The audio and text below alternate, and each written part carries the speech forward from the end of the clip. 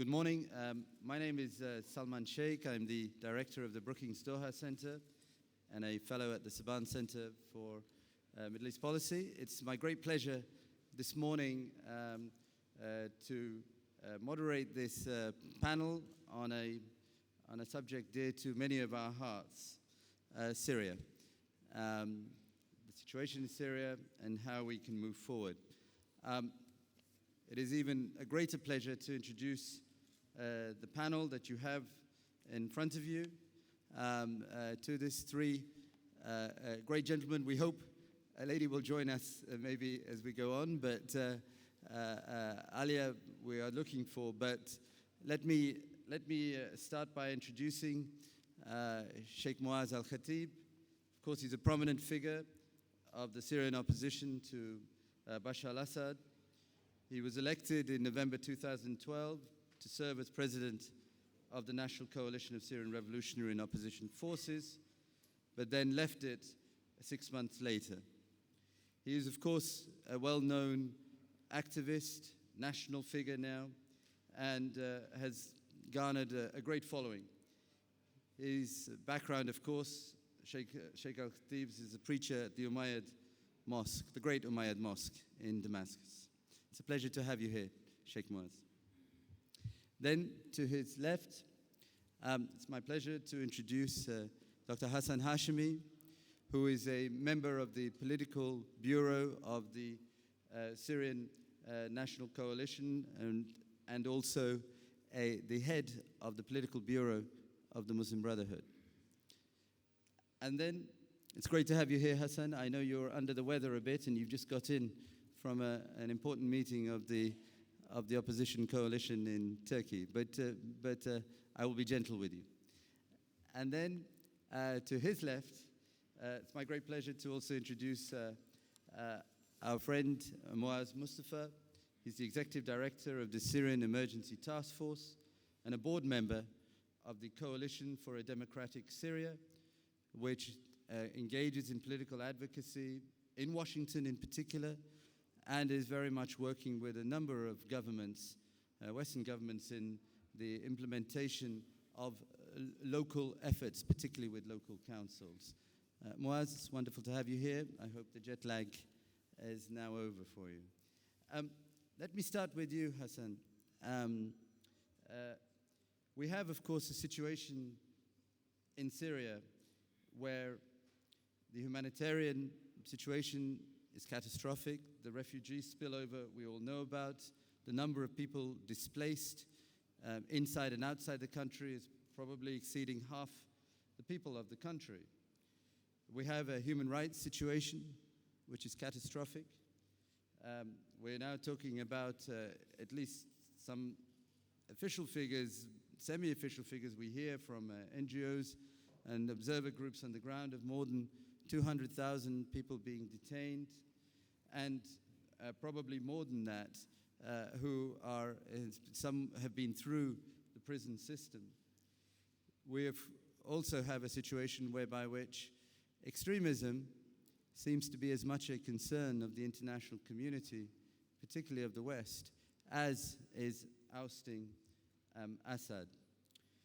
And yet, we don't have a political process to speak of at this point in time. We've had the UN mediator quit, and we're still waiting for the UN Secretary General and the Arab League to come some sort of a conclusion on his successor. And in all the meantime, we've just had elections in Syria, where Bashar al-Assad is, and those around him, all reports are telling us, are feeling triumphant. And feel that they are on the way to underlining a political victory vis-à-vis the opposition, and also, with the gains that they're making on the ground, a military victory. Hassan, isn't the revolution losing steam? Aren't you losing at this point in time? And if not, how is it that those in Damascus who feel that they can now win this, be pushed back?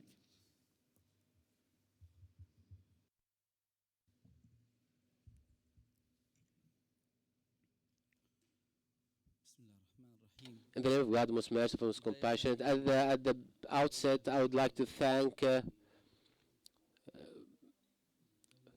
the hosting country, the state of Qatar, for allowing us to meet a number of distinguished representatives and guests, and to discuss, to talk to those who are interested in the Syrian issue. I'd like to thank Brookings Center for organizing this meeting or this session. And I'll just go straight forward to your question. In response to your question, as you asked, Mr. Salman, the situation in Syria, as you are aware of, is still in a kind of a polarization, and it's deteriorating over the night in a landscape that is worrying and that raises a lot of concerns. As I said, there are a lot of polarization that's never occurred at the early stages of the revolution. Now, even there's international, regional polarization. Syria nowadays, as you know, is it lives like we can call it as Iranian reservation, if it is not Iranian occupation. Even in some cases where the negotiation between some region parts in Syria, the negotiations took place with the Iranian instead of taking place with the Syrian regime. If the war, it's not just against the Syrian regime. At the early stages, the revolution and the rebels were defending their families and their lives, but now they are defending their soil and land against Iranian agenda, where Iran has a lot of ambitions and agenda and programs that were not been part of the Syrian equation. This unfortunate situation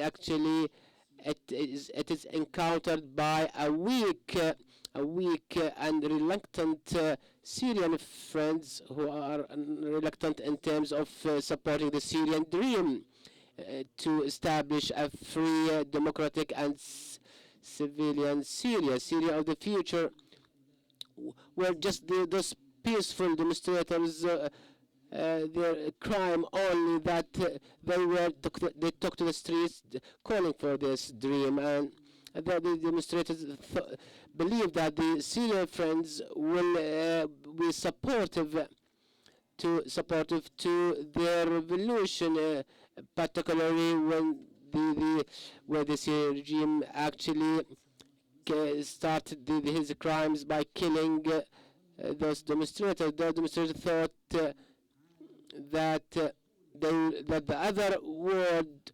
will support them and defend their rights and will take a positive position and a supportive. They expected that the international community will support them, where the international community so far failed to provide them with the opportunity to defend themselves. Yes, as you said, Mr. Salman, the situation in Syria, if you want to use the military measurement, it is not not in the ideal situation. And the Syrian regime is actually through the explosive barrels and still bombarding, shelling the Syrian cities. But the morale and the spirits of the people is still high, and whereas there's no way back, where all the Syrian people wishing to fulfill this dream after paying this heavy and high price. This is the secret behind the question that we still hear from the rebels and and the Syrian, we are where we are as a politician sometimes fail to convey their message. We see them that they are crying out and appealing to the senses of the international community, and they will not give in or give up, and they all show a kind of strength. So that and still the Syrian مع مشاريع الحل السياسي بشكل إيجابي لكن النظام ما يزال حتى اليوم. As you see, the Syrian opposition, the Syrian regime, until this day, it overlooks and ignore the political solution, and the Syrian turns to this military solution instead. Thank you. فقط ملحوظة Of course, as you say, the fighting continues, but the regime is establishing facts on the ground, particularly with its local ceasefires. Look what happened in Homs. And, you know, there isn't complete disinterest from the international community or elements of it that perhaps, particularly because of the role being played by Iran, this may be the way to go. What is your attitude and that of the opposition to these local ceasefires agreements? طبعا بالنسبة لي with respect to the truces or the ceasefire that are partial ceasefire in some parts of the Syria,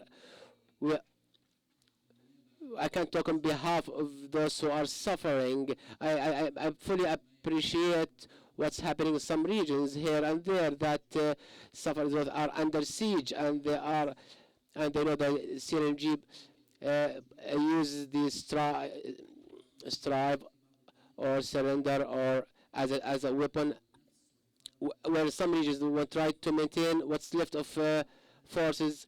The rebels and the revolutions, they enter some kind of a truce with the Syrian regime, and this is what we hope to reach, that such negotiations should be done through a unified and national entity or a body that will be responsible for making any negotiations with the troops of the Syrian regime, or the areas that in some areas that need some safe corridors. So this side truce or ceasefire should be handled by this one body, where the Syrian, in order to enable the Syrian opposition to deal with the subject as a comprehensive solution for the whole Syria, not a partial solution where the regime might be able to divide or separate the countries.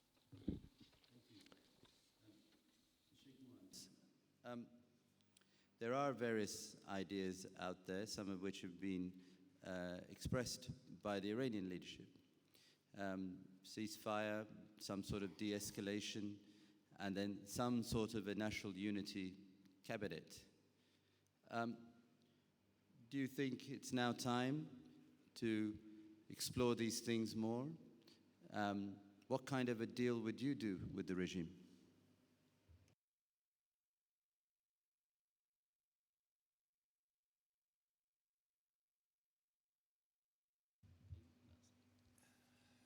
الوضع في سوريا مأساوي جدا.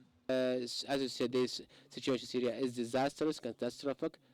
It's not. That's why it's not any. What's difficult is to identify a vision for peace. So the positive thing now that all parties inside Syria and the regional and international parties, they are fully convinced that the only solution is the political solution. But let me say that they are maneuvering, and they try to tamper where a lot of international and regional area will try to bleed out Syria in order to lengthen the war and to settle some accounts. What's expected to happen, that to have an open negotiation with all parties, and one of the positive things that we started to hear lately, that there are some approaches,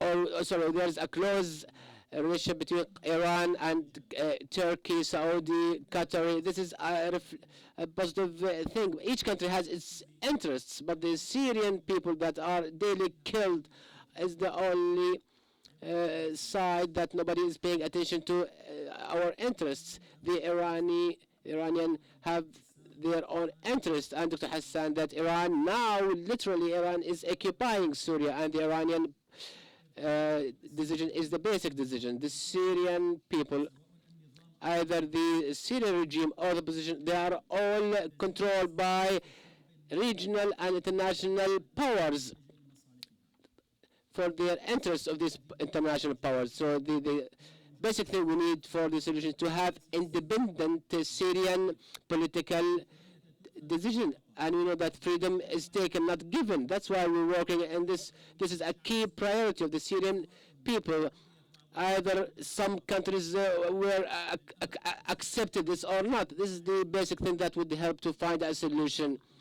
And we don't want to settle regional accounts or international accounts. The Syrian people have a long experience in the political arena, and the national compass is that will determine the national decision. So any tool or any method to stop the bloodshed and to move away any regional impact would be.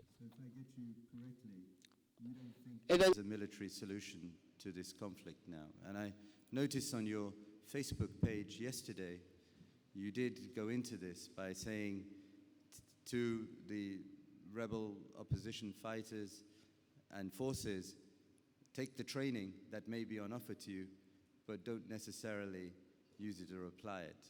So you don't think there's a military solution now to this conflict, and that we should stop the war as quickly as possible? Actually, the military solution will push for the political solution. And the armed conflict is one of the serious, that's why I called for the rebels not to be controlled or to be subject to the international controls. And you just mentioned this, an independent Syrian decision. Now, many people believe that you need to activate many more nationalist forces, and including the minorities, as well as those who have remained silent in that Syrian decision. How can one do that? How can one bring those voices to enable a Syrian independent decision?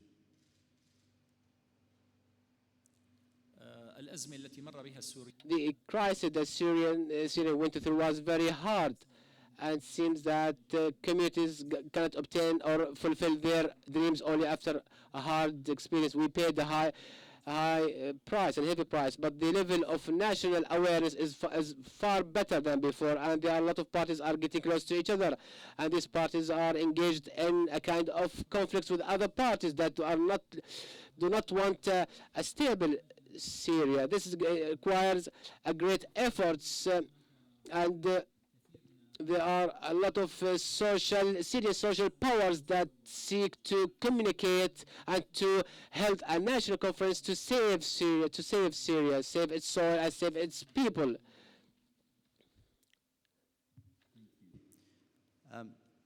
Mouaz, let's just turn for a second to the human rights situation, which I know you know particularly about.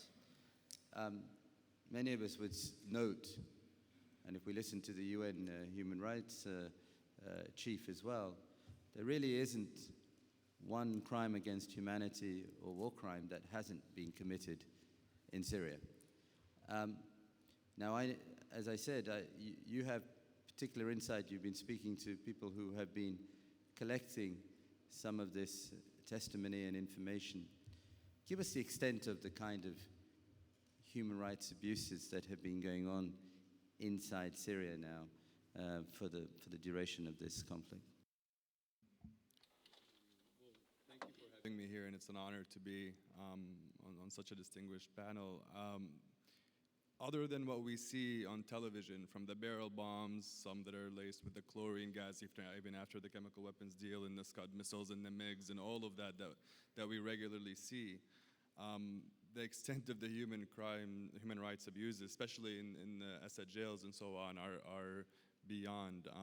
What comes to mind is Obviously, the report, there was the Carter Rock report that came out during the second Geneva conference that it spoke very briefly about the documentation of over 55,000 photographs by a photographer hired by the regime to document the torture to death of civilians, including women and children and elderly. And in going through some of these photos, you see things that are reminiscent of the most horrible times in human history. Bodies that are laying in 60 bodies and 20 bodies and so on, with cards on their heads that quite honestly, and I've never made this comparison in the past, but remind people of horrendous things like the Holocaust, where you have the number for the person that was tortured to death, the branch in which he or she were tortured. And it comes from all different, from the whole mosaic of Syrian society there, from Alawites and Christians and Sunnis and so on that have been tortured to death. And so I could tell you, from the things that I've seen, that sort of some of those things that you can never unsee, it is beyond anything that I can think of in modern history in terms of human rights abuses. This is, again, on top of the chemical weapons attacks and everything else that has happened. So it's quite honestly the worst thing that I have ever seen in my life. And there's been a lot of progress in terms of making sure that at least the oldest copies of these evidence and so on are protected in a neutral country for future prosecution. But what's unfortunate is they show a never again moment, but a never again moment that continues to happen to this day. These torture continue to happen, and actually, in the documentation of that torture continues to happen until today. So unfortunately, it's one of these never again moments that humanity always looks back and says, we can never allow something like that to happen in our lifetimes again. But it's ongoing right now, and we are allowing it. You asked, I'm sorry, just a question at the beginning, and you said, are we losing? I don't think the Syrian people are losing. I think the international community, the United States, and humanity is losing. And I think the Syrian people and their resilience and inspiration when I go into the liberated and contested areas, regardless of how horrible facts on the grounds are, will be remembered by history as some of the greatest heroes that fought, again, against extremism and against the regime and for universal human rights until today and continue to do so. Thank you. One more question for you, and then I do want to get on to the role of the United States, which is, we had Lakhdar Brahimi yesterday and the day before give some, I guess, notable interviews, both to Der Spiegel and also to CNN and a number of other channels, where he's saying that Syria is becoming a failed state. With what you're seeing on the ground and with your work with local councils in the so-called free or liberated areas, is there really that picture of chaos, lack of services, failing state to combine with what we're seeing in the regime-held areas?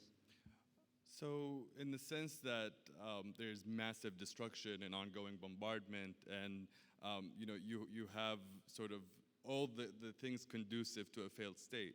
At the same time,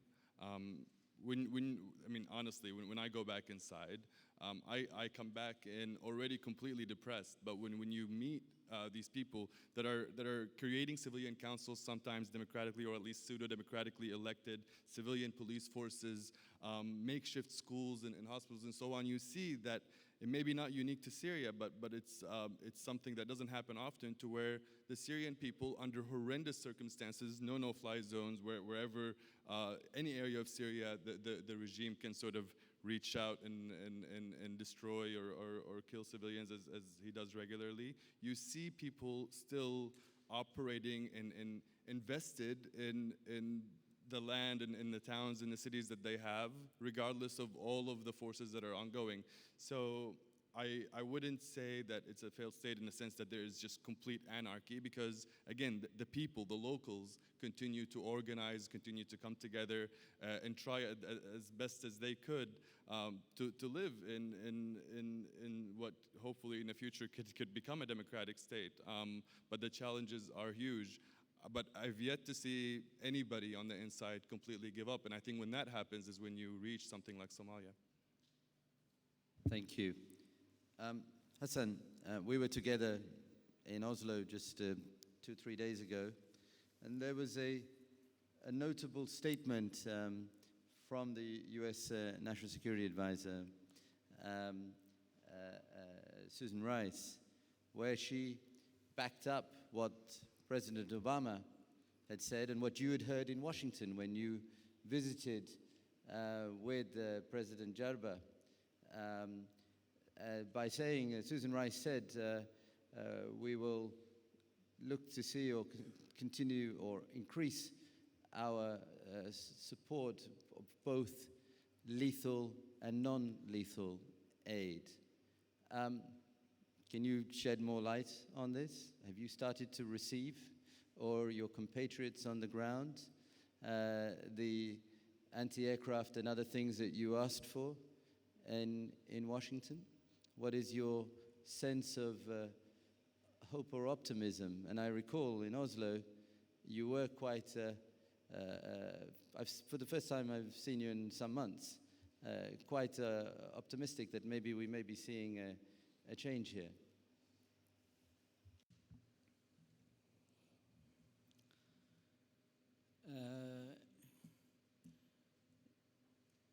المساعدات As for the assistance or the U.S. assistance or support, maybe is a long story, and it's a long and it is a non-stop talk.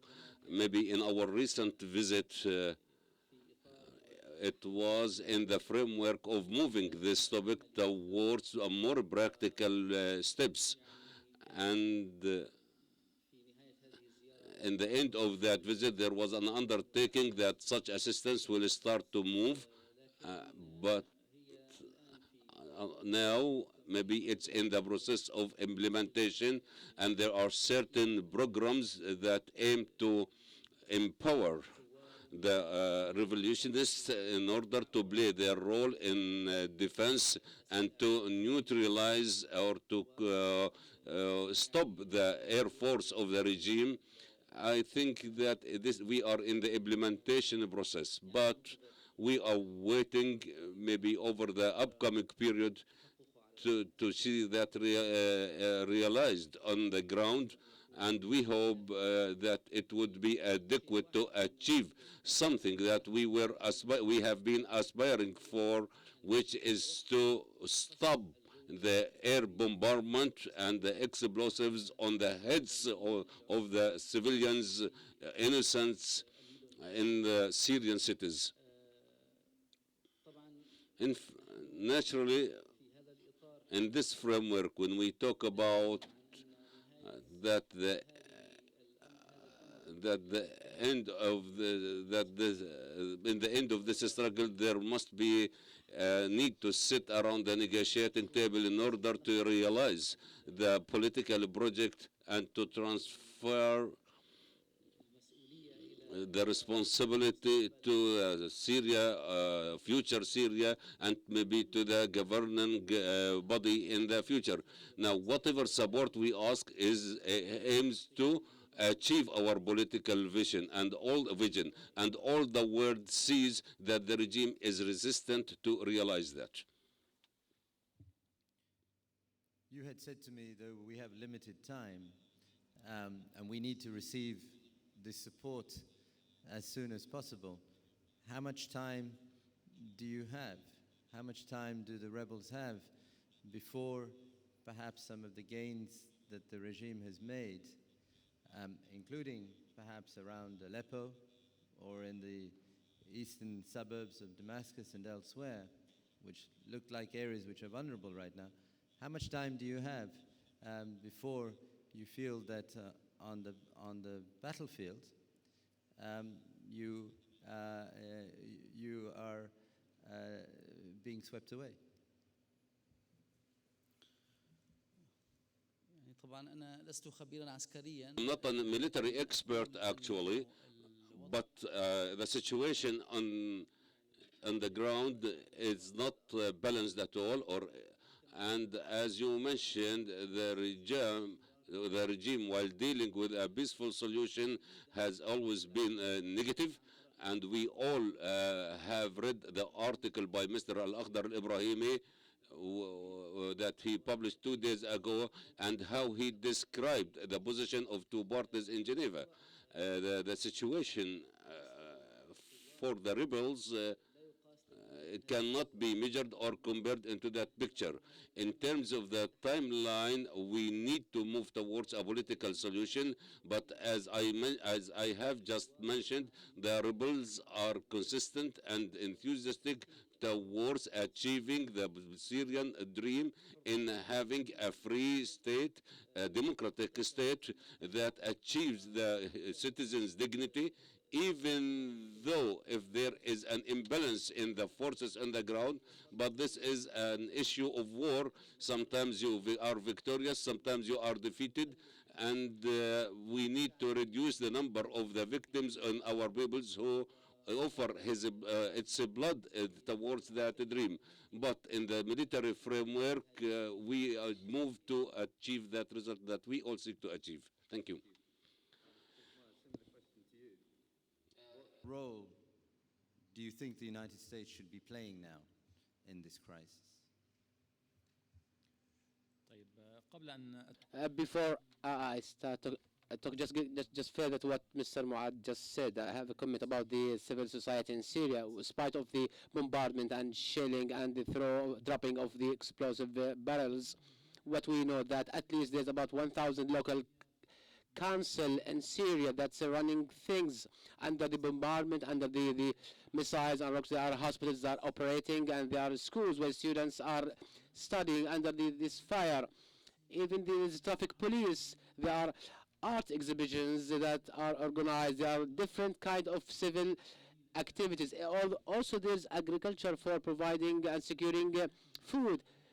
All these activities result from the live will of the Syrian people. And then there's another important corner in the Syrian revolution is the document, honor document that's been signed by the biggest 5 parties in Syria. There's the Al-Furqan brigades and the Islamic Front.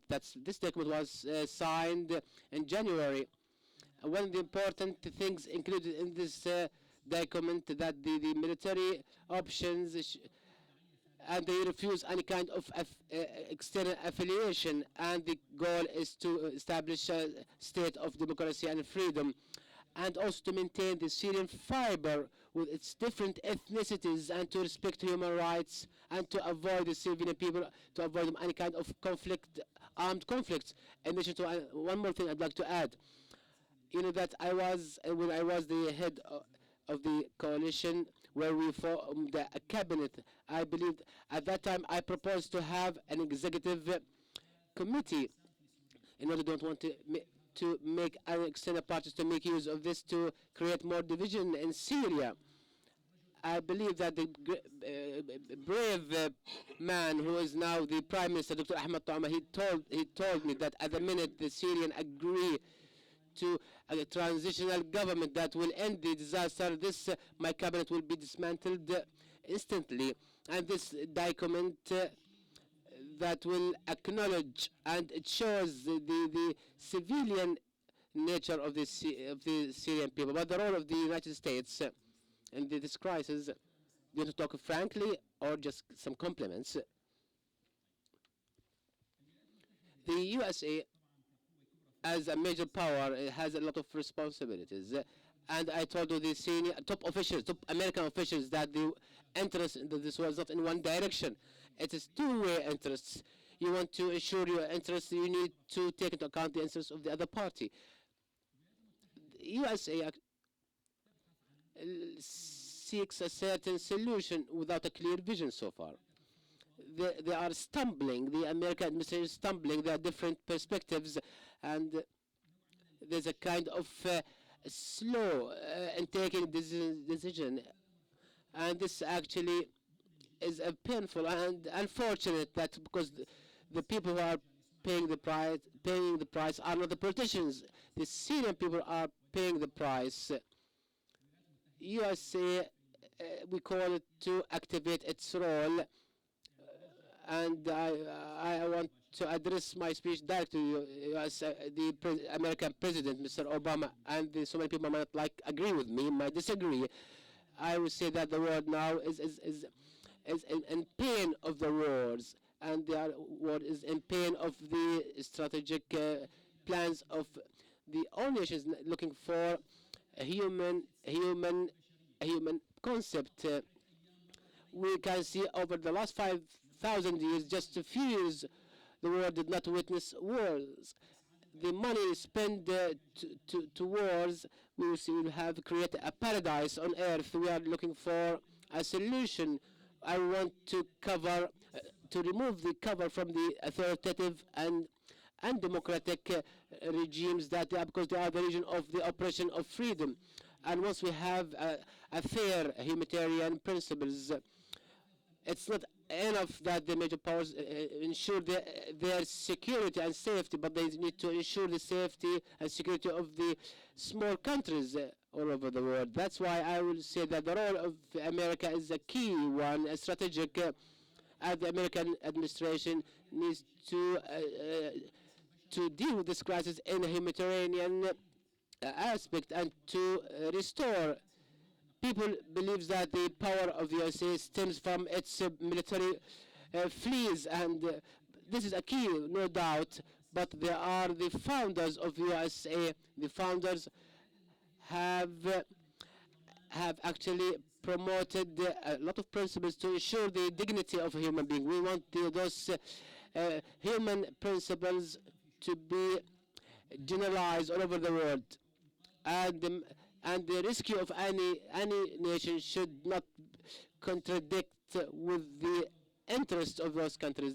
And that's why we are all need to be real builders of this world.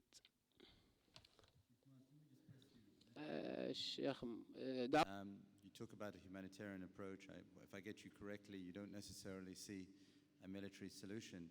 Of course, the United States is the largest humanitarian donor in the Syrian crisis. It has been active in the UN Security Council. It's maybe not to the extent that some would like, but it has supported, again, the French-inspired resolution with regards to the ICC and other things. Practically, what else is it? If you don't believe that the US should be putting in more arms into the theater, into the Syrian battlefield, what is it practically that the US should be doing other than the kind of taking the persona of, if I get you correctly, of leadership, humanitarian leadership that you talked about? لا ننكر أبدا We can't deny the humanitarian aids provided by the USA and the European Union and different countries of the world. These are very good. I would like to thank them. And there's a great demand and a great need because there's a very big catastrophe, disaster. The Syrian disasters, now we are into the 4th year of this disaster. And one of the American officials told me what we can do more. I say here that this slowness, international slowness, taking either military or political or humanitarian decision will lengthen these conflicts. Now, let me frankly say it, and I said it before, there are strategic plans to lengthen this conflict in Syria. Strategic plans were developed and where it engages different governments all over the world. We don't want to cover the truth. We know this. These issues might not be understood by some countries to maintain their security and safety. But I say that the politicians, they think of the tactic interests. Humanitarian nowadays need the people to look for the long-term interests. If you go back 20, 30 years back, how many deadly and fatal mistakes the major powers committed in dealing with the other countries and other nations. That's why we say that USA play a key role, and even within the United States, they need to agree what's best to save the Syrian people. And once again, I reiterate that saving Syria is the key priority for me and for a lot of Syrians.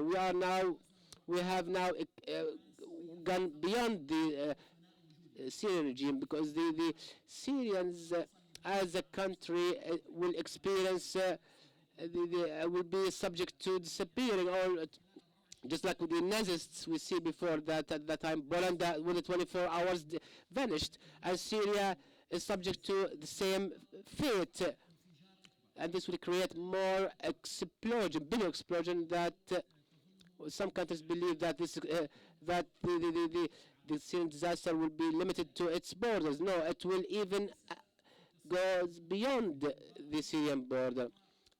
That's why we are not looking for the superficial aspects. We want an open and frank and direct negotiation between all parties concerned. Now the Russian and the American are arguing and in conflict, and the Syrian file was on the table. There's another file, Ukrainian crisis now, and there might be a kind of a political bargain between the America and Russia in terms of these two crises. I believe all these factors will create more suffering and will create more social and democratic problems. We want the USA to sit with other parties and to talk openly to end this problem. For example, so far there are two big powers, and each country, America and Russia, and each of them has different perspective and position. If they don't agree on this conflict, this will mean that the impact of this Syrian disaster will affect everybody. We are looking for stable communities. We're not looking for a kind of anarchy. That's why the policies are unclear so far. And as I said at the beginning of this session, that developing a vision for a war is easy, whereas a vision for peace, this is the greatest challenge that we are encountering. No, so far nobody knows what are how's the other countries look for peace in Syria, look to peace in Syria. All things is subject to different polarization, and we are witnessing a lot of bloodshed. So that's why we need to have an open discussion between different parties. For example, Geneva's conference, you all know, this is not a secret, that both parties were forced to go there. The opposition and the Syrian regime did not go there voluntarily. They were forced. USA placed some pressure on the opposition, and Syria placed some pressure on the Syrian regime. And also Iran was not allowed to attend in order to please some of the regional countries. Once again, I would say that my country is occupied by Iranian forces, and we need to stop these political bargains. All the parties concerned need to sit on the table, and the key goal will be saving the Syrian people, and then later we can discuss the interests. That's why USA can play an explicit role, a role that goes beyond any kind of political polarizations. Okay, you mentioned Iran at the end, and I just want to get a quick answer from you on this. It seems as if it's the Iranians who are now taking somewhat the diplomatic initiative. You talk about from what I understand, a regional international agreement which could help Syria achieve its stability and an end to the fighting and the independent Syrian project you talk about. Aren't the Iranians crucial here now in terms of brokering some kind of deal, whether you like it or not?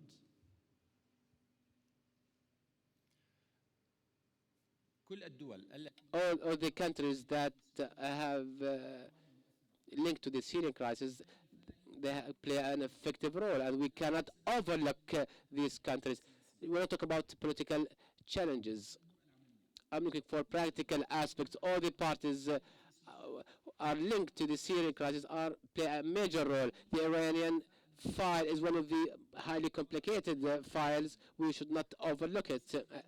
Not just to please the Iranian, but in order to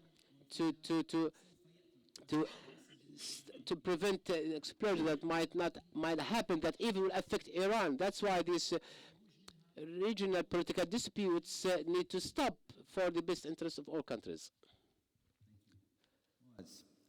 I want to get onto the issue of extremism and terrorism, and here for you to give us a little bit of a U.S. perspective. It seems quite apparent that the rising threat of extremism spilling across Syria's borders, and in that space in eastern Syria and western Iraq has now become one of the issues to deal with, and also the foreign jihadists in particular. We mentioned 12, 15,000, of which perhaps 3,000 are Westerners. Give us a sense of the debate within Washington as it's evolving now on this issue of how you counter the extremism whilst still calling for a transition away from Assad. What isn't it terrorism now which is dictating the real policy options in the U.S.? Yeah, I mean, look, especially very late. نعم حقيقة مؤخرا من خلال الاجتماعات خلال Or State Department and others, the extremism is now the number one sort of worry for the United States. You have obviously Al-Qaeda is the main adversary of the United States government, and and that may be in part the reason why President Obama spoke about giving, and here we're looking at Title 10, which the DoD would play a bigger role in arm and equip, train and equip, and arming the moderate opposition. It comes back to what the U.S.'s role is, as you asked Sheikh Mouaz earlier. Not necessarily all the time U.S. core values and national strategic interests align. On Syria they do, and which is more perplexing of why the United States has not played more of a leadership role in terms of helping end the crisis in Syria. But what we see on the ground in terms of extremists is Al-Qaeda affiliates, and the most sort of notorious one that Al-Qaeda itself sort of kicked out, which is the Islamic State of Iraq and Sham, which controls Raqqa province, which is heartbreaking. Raqqa province was the first completely liberated province in Syria, and you also have them in Aleppo to a smaller extent. But you had the Syrian people, by the way, conduct probably the most major counter-terrorism operations ever. A little while back, with no aid or no help from the international community, from the United States, for that matter. We see Assad as the magnet of extremism. We haven't seen a single Scud missile or barrel bomb or artillery shell and so on fired at the headquarters of ISIS in Raqqa or any of their locations. In Aleppo, it's sort of this clamping down on the moderate opposition that controls the city, in which you have Assad coming from one side and you have ISIS coming from another. Yet again, Assad does not even touch the areas where ISIS is. It's almost an understanding between the two that they have a mutual enemy, which is the Syrian people and the moderate Syrian opposition, and yet the U.S. has been very slow to arm and support them. Even when the president made his point, which is great, and I think some people viewed it as a positive step, but I don't know how much it moves us forward. The Senate had passed, going to Title 10 and having the DoD sort of take care of the armed and equipping missions, which would have oversight by Congress, which I completely support, but I don't think it's realistic. I don't know how much the president's endorsement will help move it through the House of Representatives. And so and again, this is another thing where we could, I think the president, and correct me if I'm wrong, may have the power to move us forward in terms of supporting the moderate opposition in the fight, both against extremism and the Assad regime. But you gotta remember, the Assad regime is the biggest magnet for extremism in Syria. You can never sort of focus on extremism and then figure out the Syria problem. You get rid of Assad, which neutralizes the extremist problem in Syria. For every few people extremists that may be killed in terrorists, hundreds more are coming through from different countries in terms of foreign fighters. And then you also have the massive you got internally displaced people, 6 million, way more than the refugees, no education for 3 years. no education for an entire generation. What does that bring with miserable conditions on the ground other than extremism? When you see the entire world has sort of completely deserted the Syrian people, obviously we know, and I myself have a lot of experience where there's been a lot of support from the U.S., not just in humanitarian work, but also in supporting the civilian councils. People here like Karen from the Conflict Stabilization Operations Bureau, the State Department, and others have done a lot to support the civilian councils and others. Empowering civil society, empowering the civil councils in Syria is one of the biggest ways to counter extremism, and empowering the moderate opposition, and remembering that the cause of all of this is Assad. You look at Iraq, you have Islamic State of Iraq and Sham there. You have Maliki's army, which is much more powerful, I think, than what Assad has, and it has Western support and so on. And they can't, they're in a major fight, and they can't defeat them. So how do you expect in any way, even if in theoretically, hypothetically, if the entire world supports Assad to counter extremism, I think that would be a failed thing. The only solution to that is supporting the Syrian people. And unfortunately, we are very slow to do so, even though, again, this is something that is in the U.S. national strategic interests and aligns with our core values in supporting people that want a pluralistic, democratic Syria. Great, thank you. I recall, by the way, with some amusement, being in the second round of on the edges of the Geneva talks, and at the press conference, a member of the press held up a map which showed where the ISIL headquarters were to Walid Muallim, just to help him locate exactly the location, but still, I guess, action hasn't been taken there. Eludes them. Sheikh Mouaz, please.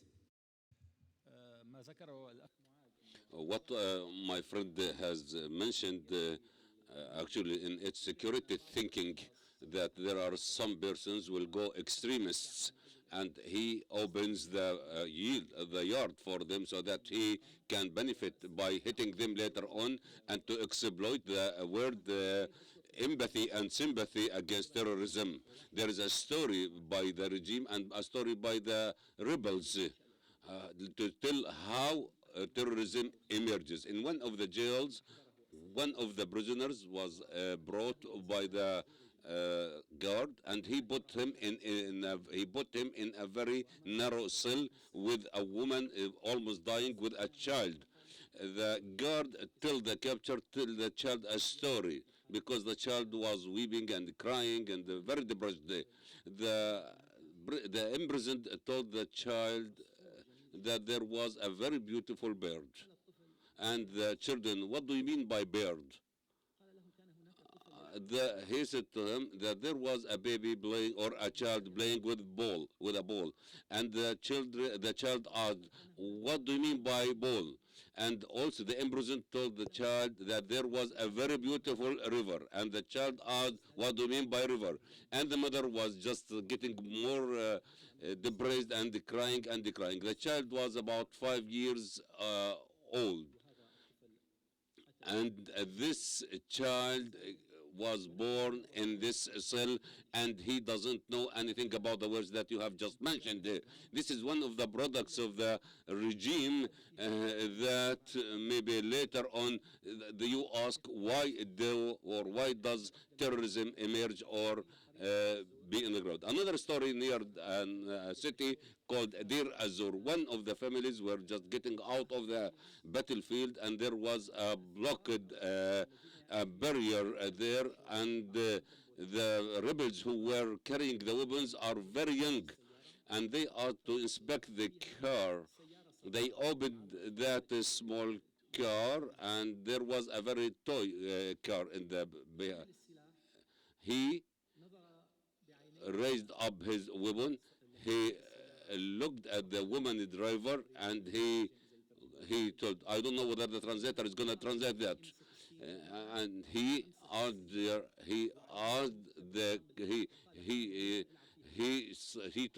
child that can I play with this toy car for a while.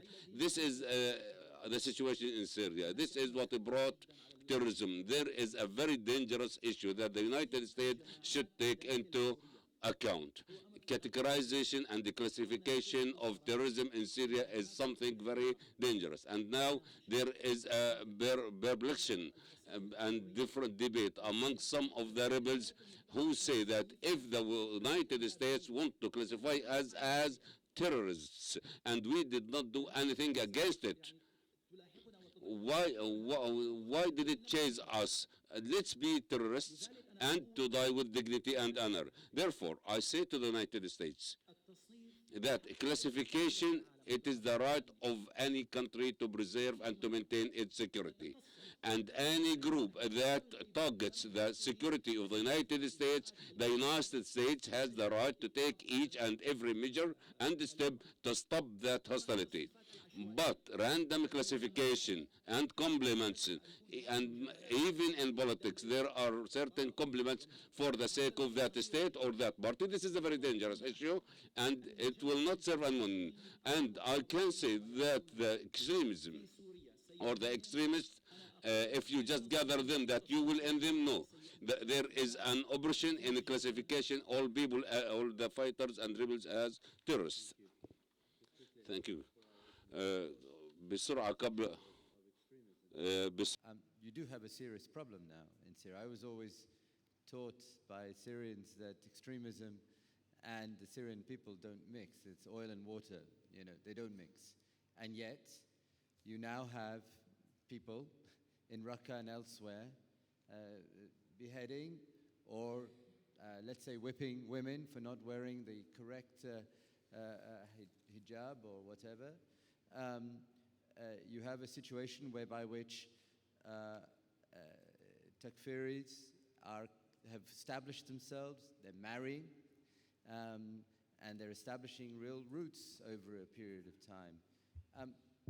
Again, how do you counter this kind of phenomenon which is going on in your country, of all places?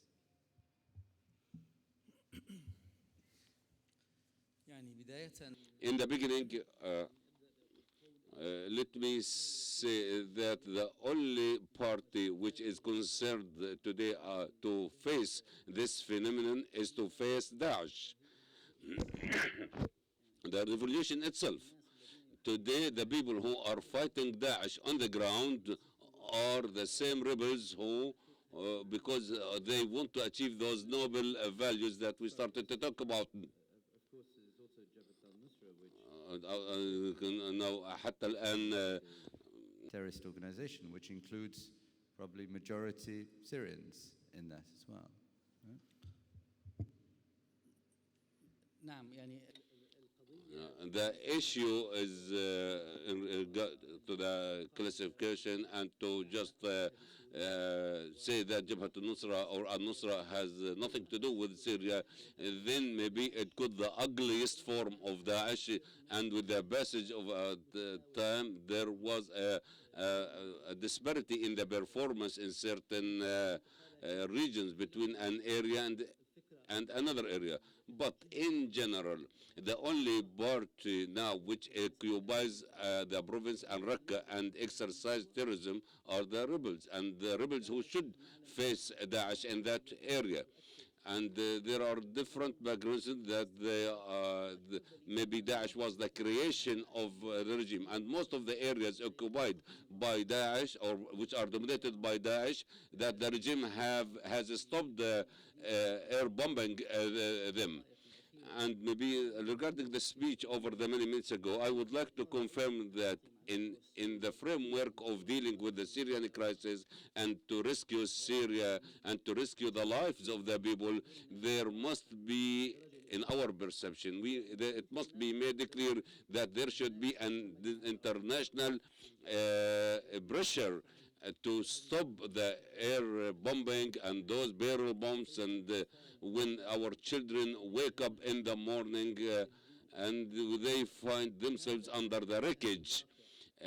This is the reality. To ignore the situation, and we started to talk only about terrorism and something like that, and we postpone other issues. We are very much concerned to stop terrorism, and this is strange for Syria, and it doesn't have any soil or any roots in Syria. We know that Syria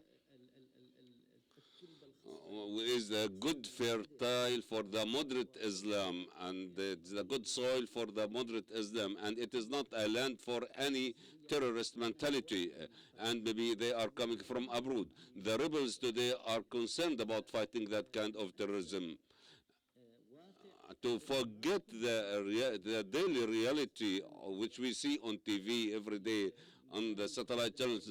Buildings are damaged over the heads of the residents and occupants. Men and women and children are killed very fiercely without mercy, and even before Geneva and after Geneva. And today the talk and this we're talking about the national dialogue and the movement towards a new perception, towards a political solution. The regime up till today is not concerned or is not interested in any political solution, and it exercises as is, and it kills in a very nazist way. I would like to ask the world a question. Now, if we go back to the Holocaust days, would the world have been able to negotiate with Hitler? When we talk about the national dialogue and the movement towards a political solution, we want a solution that guarantees and ensures reform and the elimination of this corrupted situation in the security forces, and those criminals and killers should not have any hand or any future in the upcoming period. This vision is the base, is the foundation upon which we want to build upon over the upcoming days, and therefore the international community should move toward that target. And as Sheikh Mouaz mentioned, Mouaz mentioned, all the indicators show that the way that we deal the issue, there is an exploitation and a prolongation of the conflict, and there is no attention paid to the bloodshed or to the innocent people who are being killed daily, and there is no one who is defending them in regard to what is going on in Syria. شكرا جزيلا. I'm going to give a bias, even if I'm going to say yes to Josh, I am going to give a bias to ladies, to women, because you've already heard 4 guys go on for a while, so please show your hands. If you ask your question, please give your name and your affiliation as well. We'll start with Josh, since I promised you. Thank you very much. I'm Josh Rogan. I'm a reporter with Foreign Policy. I'm sorry, the Daily Beast in Washington, D.C. Force of habit. That's sorry the old about job. Everyone on this panel is correct that in Washington, rightly or wrongly, the number one concern is the rise of extremism inside Syria. Is the translation working? But what I haven't heard so far, what we hear in Washington, is that the rise of extremism in Syria is not because that Syrians agree with extremist ideology. It's because these groups are simply the best funded and best equipped groups fighting the Assad regime. So what I'd like to hear from our panelists is exactly who is it that is funding ISIL and Jabhat al-Nusra? Exactly who is it is supplying them? If we want to have an honest discussion about this problem, don't we need to be honest in public about how these groups are getting all of their support? Thank you.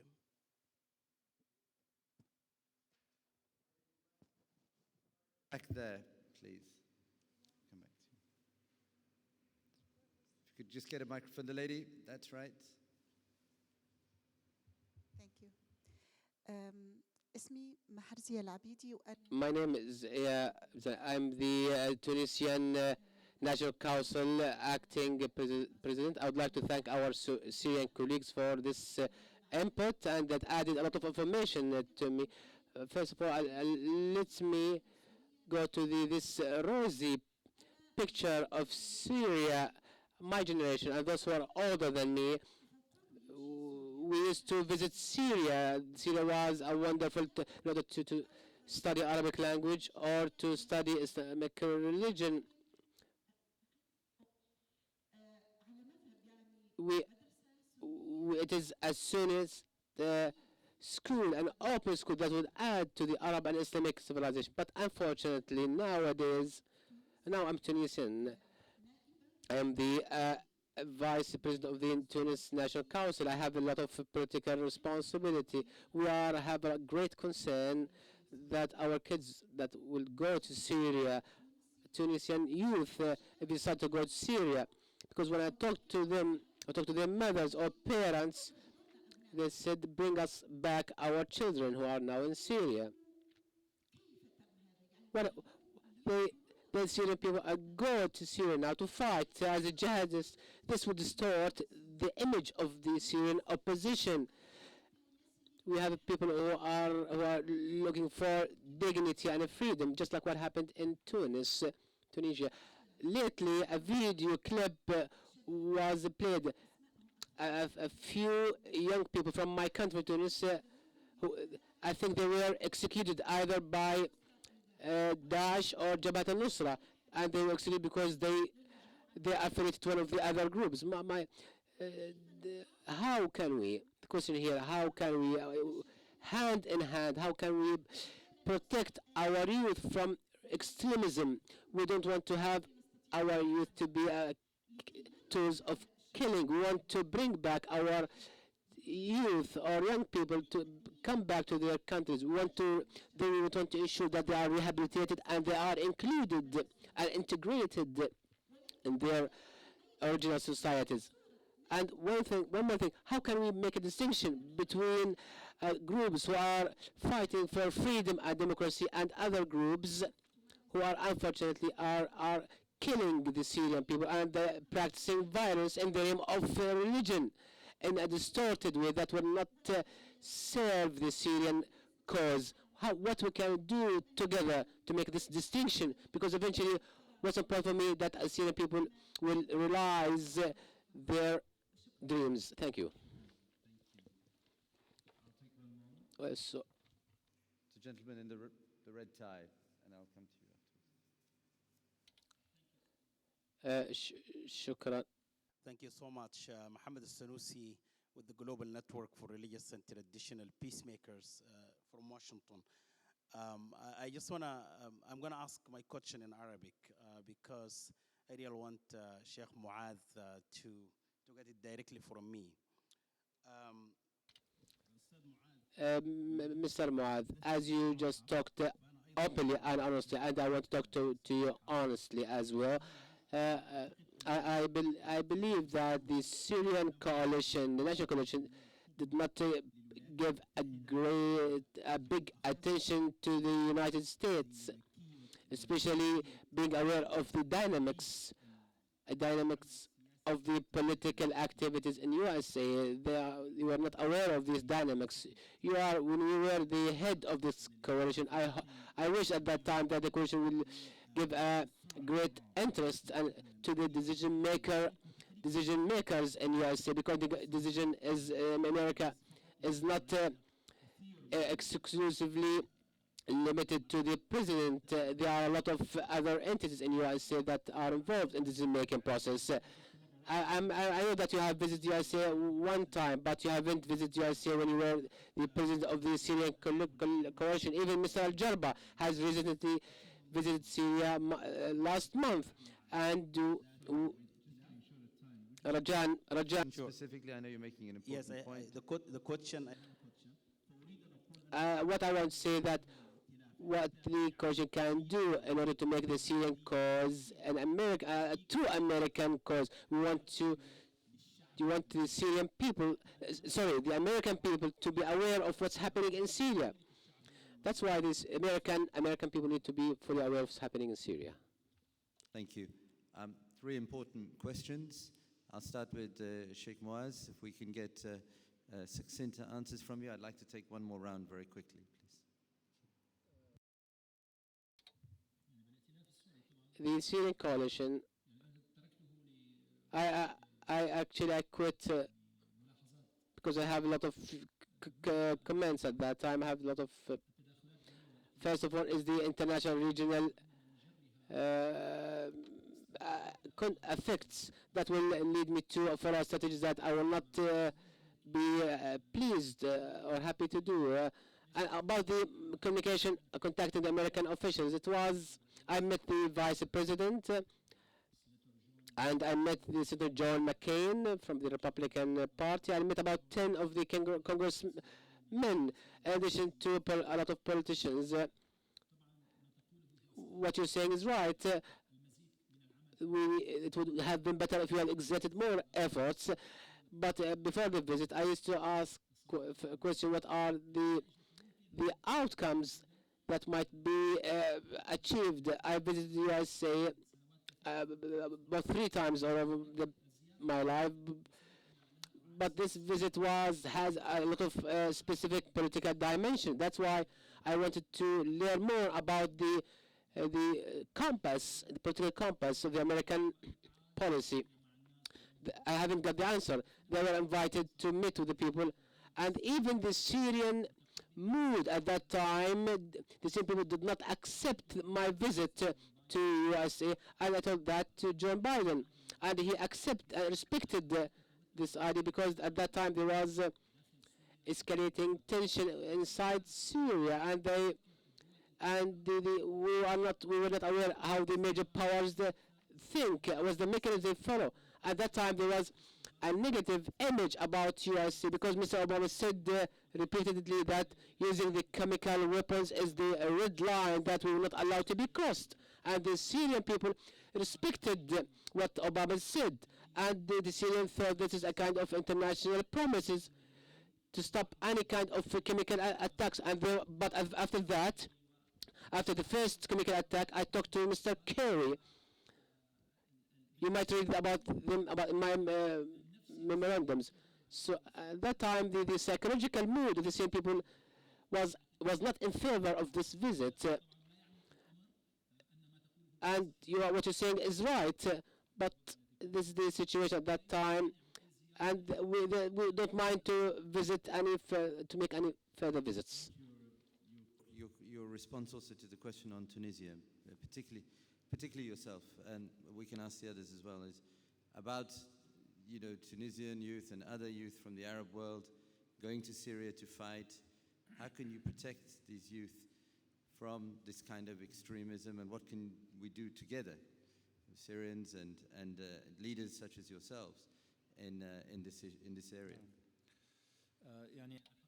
In fact, this is a problem for all, for everybody. And we are all the time we are against extremism, because this extremism concepts actually make us in conflict with the whole world. We know that our religion is a humanitarian religion, that we can accommodate different nations, and we are looking for peaceful civilian tools to achieve our goals. That's why extremism create a kind of security gravity.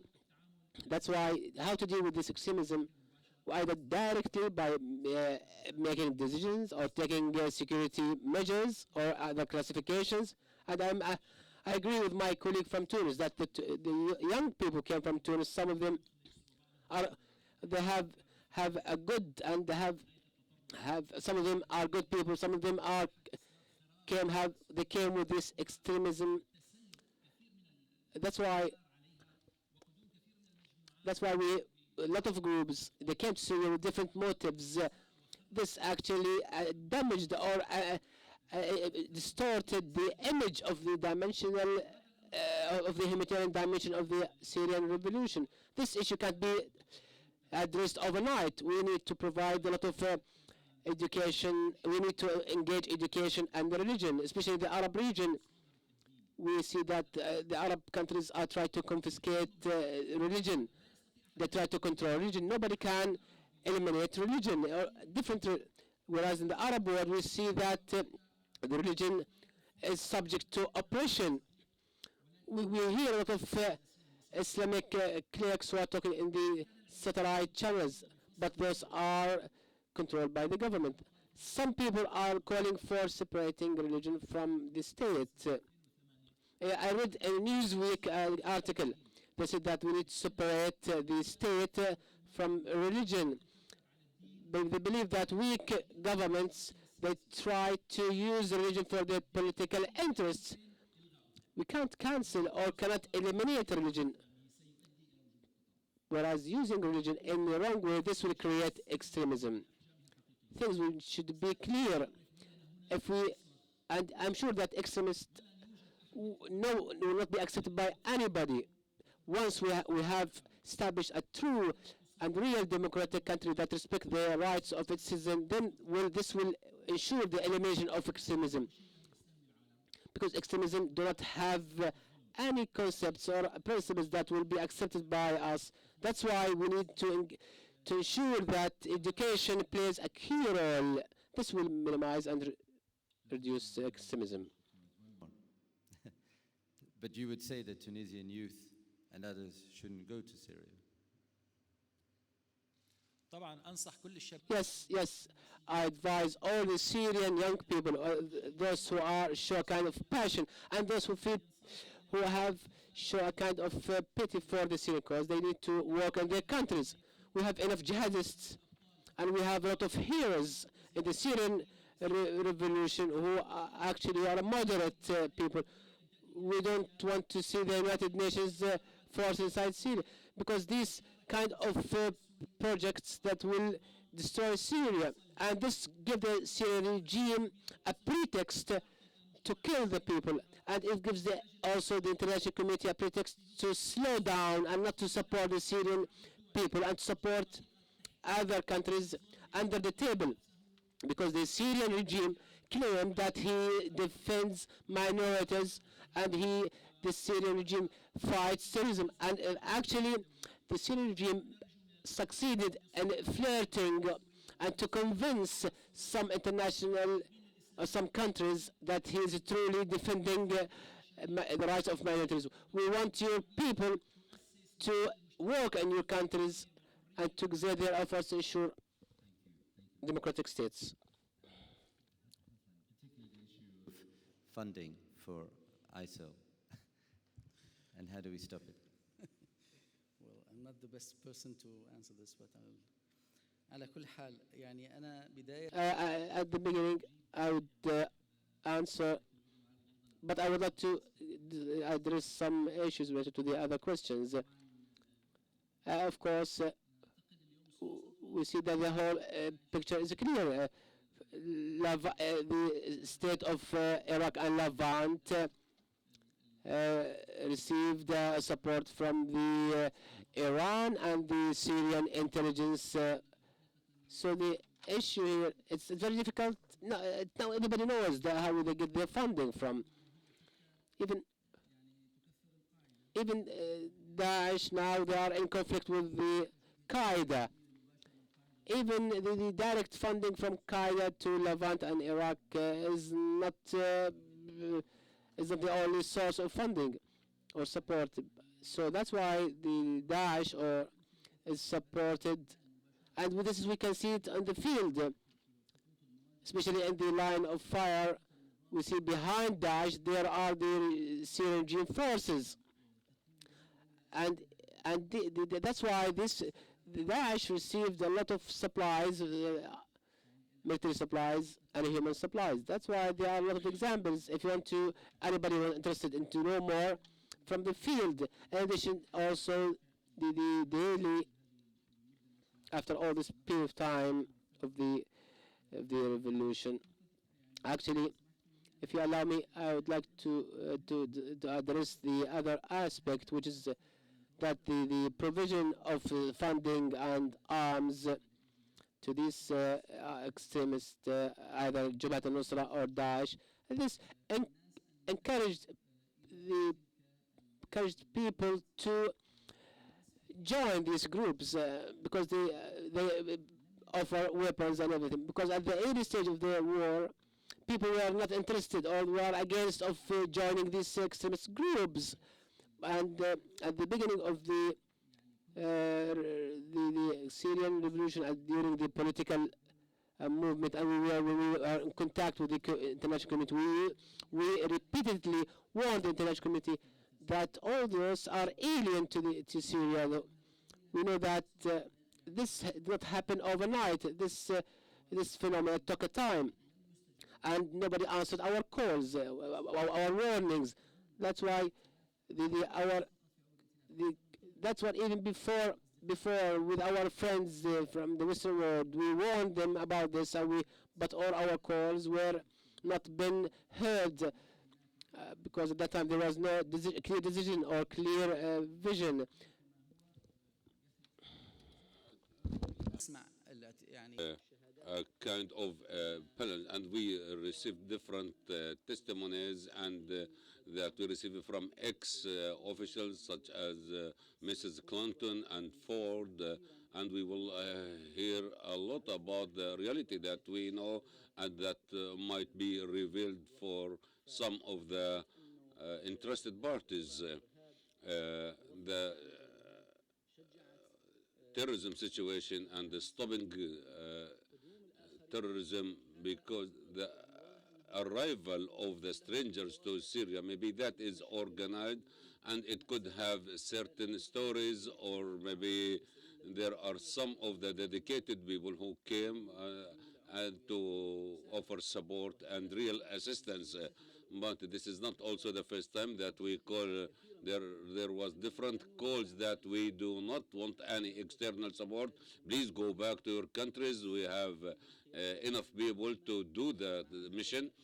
But despite all that, there was a very chaotic scene that all the people would like to take part in it. And therefore, this takes us to the very important question which I have just mentioned: where is the role of the international community to protect civilians and to stop the bombardment and to stop this very cruel genocide and the massacre? We hope that this human influx to Syria to stop, and even within Syria, that people will not take part or will not be affiliated with those groups. I think there is a lot within Syria in terms of constructive projects where the youth can engage and can be involved in parallel with the educational work that can go side by side. And this will all may lead to develop the Syrian youth who are accused, but sometimes they do not have any other options. The situation is not, the situation can be dealt with, but up till today, there isn't a real desire to tackle the situation frankly. Shukran. Many of we have come across over the last few years showing incredible courage and doing incredible work to support their communities and to support their people, both inside the country and outside it as well. And I think, yes, as we talk about youth and extremism, this is something we mustn't lose track of. Mouaz, just very quickly, you're in Washington. What could Syrians be doing more in order to make Syria much more of a cause in Washington than it has been? I think the Syrians, Arab Americans in general, have never been too savvy politically in the United States, and I think they need to create coalitions with powerful communities in the United States, including Cuban Americans and Jewish Americans and others, because we have a cause that I think anybody that has any humanity would stand behind. So I think coalition building there is important to help better lobby the United States government for greater leadership. I wanted to, nobody answered Josh's question. And so I wanted to just address it really quickly. Look, they're the most well-resourced on the ground, even though they're a minority, and that's what gives them so much power. You mentioned that Jabhat al-Nusra has a lot of Syrians, although I want to ensure everybody understands that its leadership is not Syrian. And whenever you have a battalion well-resourced with big salaries and weapons and so on, people drift to it. It makes sense, and I think it's important to be able to reintegrate those Syrians, or giving them a third option. If the United States and the international community better resourced battalions in the United States, we have way more money than the resourcing for extremist groups on the inside, then many of the people will take that option instead of the other one. To be honest, there are private individuals in the Gulf that do support extremist groups there, and at the same time, you have in this sort of horrendous relationship between the regime and ISIS. For example, the oil fields in Syria are another source of revenue, not to mention revenue that comes from Iraq, and the traditional revenues for Al-Qaeda. And I think the U.S. government intelligence branches and so on might have an idea where that comes from. And for the lady, the politician from Tunisia, who I congratulate, on the progress that your country has made, because it's an inspiration to all of us. I am way less versed in Islam than everybody probably on this panel, but I do understand that if young men want to come and fight in Syria, I think if their families or their mothers and fathers need them more, I think their religious obligation is to stay there and help their families. Anyone that comes without extremist thinking to Syria and want to help, I do think, but I want to remind everyone, we don't need manpower, we need resourcing, we need support, and that's what we need. I lost 2 of my staff in Syria to Islamic State of Iraq and Sham. I hate to speak in sectarian terms, but they were Arab, Sunni Muslims, and their heads were cut off because they were seen as apostates. Another person was lashed for smoking a cigarette. And it's horrendous to see that. But the Tunisians that I have worked with, for example, very lately on a USAID funded program to train women in Syria, amazing women from the inside. It was Tunisian women that came and were the most amazing trainers that brought copies in Arabic of one of the most progressive constitutions in the world. That's what we need. We need doctors, we need trainers, we need people that help build our capacity. And so as much as the Itilaf and leadership like Mr. Hassan, Hachimi and Sheikh Mouaz al-Khatib can publicly say that thank you for all those who dearly want to come and help in any way they can. But again, we don't need manpower, we need resourcing, and we need people that can help the capacity to nurture the emerging civilian governing structures across liberated and contested areas and so on. What was your question? Okay. You answered it. In fact, you answered more than one question. I'll come back to you, Hassan. I'll let you all wrap up. But I know we run a little bit late, but we started a little bit late. So I have 2 gentlemen here who want to ask questions. If they could just be... I'm sorry, the third of you, I'll have to buy you a cup of coffee afterwards, if you don't mind. So the 2 gentlemen who were most insistent first here. And if it could be a question, please, just quickly.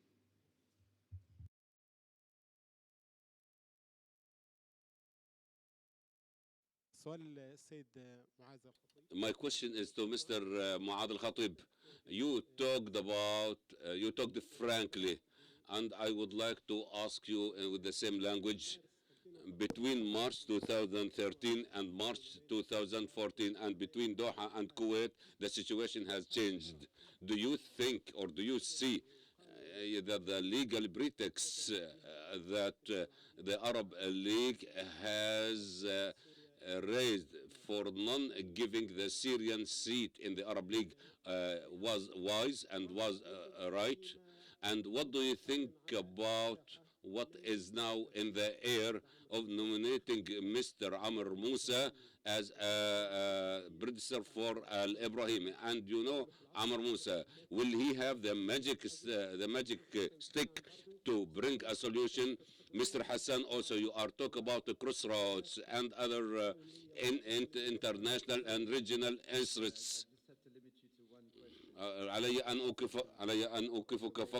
Otherwise, I won't be able to take the other gentlemen. Thank you. And you'll get a chance to speak to them directly. But thank you for your important question already. Thank you. Also, I may speak in Arabic to ask a question in Arabic for the... I will speak in Arabic حتى تكون القضية واضحة. اسمي محمد ناير من صوت أمريكا. My question is, do you think that the conflict in Syria has went or has gone to a religious national, and this has aroused and fueled the conflict? I say this as a Muslim imam.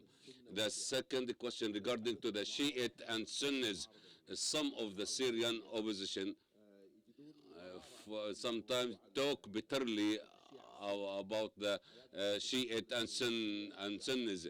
Don't you think that diplomacy is public and could be, if there is a meeting between the Shiite and Sunnis, scholars can lighten, can ease this tension, and it can lead into a peaceful solution?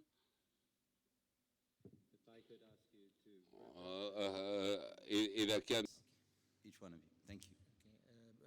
بالنسبة as for the legal pretexts and justifications offered by the Arab League, I have no idea about that because I was away from the scene and the story and what happened in the diplomatic corridors about that. I do not have an answer for that. As for nominating Dr. Amr Musa, we say that any effort that can stop the bloodshed, it's most welcome. Let's not judge anything before it takes place. The people all over the time, they are resistant to get persuaded or to believe. Now, maybe his name was proposed, but it has not been approved yet. Whether this leads into a good result, maybe this goes back to maybe a practical movement, and we cannot judge it right away. Now, for that person talking about a religious conflict, and up till this moment, the Syrian people does not do not launch a religious war. But I say that there are certain countries and the states, some are pro-regime and some of them are pro-the opposition. And they are trying to use or to exploit the sectorial paper in order to put the country in front of a dangerous situation. I don't say that this is not there. Maybe people are pushed strongly towards one of the directions. But up till this moment, I say that the Syrian community is a great community and it is good integrated so that to avoid any religious conflict. There are very extreme ideas. There are certain minor conflicts, but we cannot, for example, to say or to make any war between Sunnis and Shiites that can burn the region and no will benefit from that. A meeting between Shiite and the Sunnis scholars, this is a positive action, but it should also be accompanied by a meeting for the politicians, and all of them should agree to stop the sectorial war in Syria, which the price of which is paid by Sunnis and Shiites. In the beginning, I would like to highlight a point in the framework of the financing and the resourcing of Daesh. The financing that is taking place, it cannot be made by individuals. We have to pay attention to this issue. The battles that take place in Syria, unless there are big powers and big forces behind these conflict couldn't have continue. And what Mouaz mentioned, and some of the Gulf financing sometimes gives us certain negative impression or negative influence on what is going on the ground. Our good brothers in the Gulf, they are doing their best and they are offering each and every support to the Syrian revolution, and we hope that this support reaches its proper place. Maybe there are certain minors here and there or deviations, but in general, we do not talk or we do not generalize in the same way that to finance Daesh or Al-Qaeda.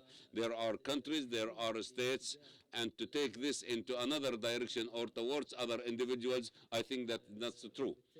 And that, therefore, the issue or those who are who in regard to the finance, it should be dealt with at a larger scale, which is regional and international. As for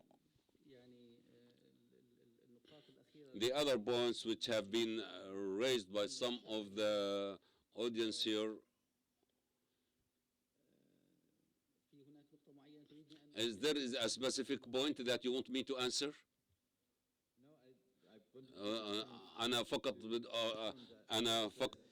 Maybe on the Sunni Shia aspect, if you could just quickly address that. يعني أنا أتفق مع الشيخ معاذ. I would agree with Sheikh Mouaz that the issue needs a solution at the regional level so that we can stop this disaster. The issue when it started, sometimes I like to take things back to the beginning. I would like to remind you on the beginning of the revolution and how it developed. There was no any scope or any area or any idea about a sectorial war. Or a sectarian war, but there are experts and the advisors by Iran so that to take the battle in that direction. And today, the international community, our friends who are supporting us, Syrian people friends, are required to play a major role so that to stop this disaster and to be solved at the regional and international level. I hope the series of killing and the assassination of the Syrian dream should stop. The different political, rescue, military, whatever is the track up till today, we are still living this slowness and maybe retreating and maybe keeping silent to support the Syrian people in order to help them get out of this crisis and to get rid of the dream of corruption and dominance which extended for more than 40 years. Mouaz, very quickly. أنا أتفق مع الشيخ معاذ والسيد هاشمي يقولون أن السوريين أنفسهم لن يكونوا طائفيين في يوم ما ولا أقلل ربما أن فيما يجري في سوريا ولا أقلل منه ولكن في نفس الوقت عندما تكون في وضع فوضوي فربما قد يكون هناك نوع من فقد الثقة وفي بعض المناطق الجغرافية ثم هناك الدين ومن ثم على مستوى. And that sometimes comes off as people now dividing among sectarian lines, but you got to remember what they're living through. And despite that, the Syrian people very different than others in the region. And I truly believe, even lately we were doing a project funded by the FCO with Alawite activists in Alawite areas where the regime has complete control. There really is not that sort of, the Syrian people again are not sectarian, even though any other nation I could think of right now under these circumstances would be. And finally, in closing, in terms of, as an American, in terms of a U.S. role, everybody here on this panel, everybody in opposition, everybody in Syria agrees that there must be a political solution. We don't want to see the destruction of the rest of our country. We don't want to see the institutions destroyed and so on. But in order to do that, the United States, because of the impotent United Nations due to the Russian veto, must give a deadline, force a political resolution with an enforcement mechanism that is tied to it. When the President Obama moved a couple of ships in the Mediterranean, the regime who had denied even having chemical weapons declared them and took them out of the country. It would do magic if we can actually show the regime that the world will intervene if they do not submit to a political resolution to this crisis. Thank you. Sheikh Mouaz has asked me very kindly for 30 seconds, so I'll give you the final word. في الحقيقة In fact, I would like to thank you personally for Brookings and for this opportunity, and I would like to say that the state of Qatar has tried a lot to negotiate and to end different conflicts, and Qatar has never been late or to find any room to solve any dispute or any conflict. It has offered the Syrian people a lot, and I say to our brothers in Qatar, we want something else from them, which is they should follow up with us in order to stop this bloodshed in Syria and to open the doors for further negotiations and understandings with all respective parties that are interested in the Syrian issue and the crisis, so that Syria goes back into the good and to the well-being. I would like to thank Qatar, the government, the people, and His Highness the Emir for inaugurating this forum, and we hope that this would be a good example to support the Syrian people, and we hope that Qatar will be a place where negotiations can take place. Shukran. Thank you very much for my three esteemed panelists, Sheikh Mouaz, Dr. Hassan, Mouaz. Thank you very much for your perspectives. I think we had a very rich discussion. I think the one thing that remains the same is that one can't manage this conflict. The effects of it are too catastrophic for the people of Syria, for the entire region, and dare I say it, for the world. One has to work to resolve it and resolve it today.